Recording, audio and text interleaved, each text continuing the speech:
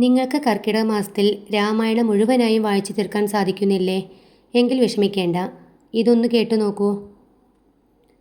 പൂർവം രാമതപോവനാദിഗമനം ഹത്വാ മൃഗം കാഞ്ചനം വൈദേഹീഹരണം ജടായുമരണം സുഗ്രീവസംഭാഷണം ബാലേ നിഗ്രഹണം സമുദ്രതരണം ലങ്കാപുരീദാഹനം പശ്ചാത് രാവണകുംഭകർണഹനനം ഏതദ്ധി രാമായണം. ഇതാണ് ഏകശ്ലോക രാമായണം. എന്താണ് ഏകശ്ലോക രാമായണം? ഒറ്റ ശ്ലോകത്തിൽ തന്നെ രാമായണ കഥ പൂർണ്ണമായും പറയുന്നതാണ് ഏകശ്ലോക രാമായണം.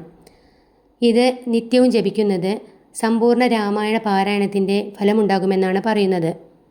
അതുകൊണ്ട് തന്നെ ഇനി ആരും വിഷമിക്കേണ്ട. എല്ലാവരും നിത്യവും മനഃപ്പാഠമാക്കി ഏകശ്ലോക രാമായണം ജപിക്കൂ. സമ്പൂർണ്ണ രാമായണം പാരായണം ചെയ്താലുള്ള ഫലസിദ്ധി നേടൂ. ഈ വീഡിയോ നിങ്ങൾക്ക് ഉപകാരപ്രദമാവുകയാണെങ്കിൽ ലൈക്ക് ചെയ്യുക, ഷെയർ ചെയ്യുക, സപ്പോർട്ട് ചെയ്ത് കൂടെ ഉണ്ടാവണേ. താങ്ക്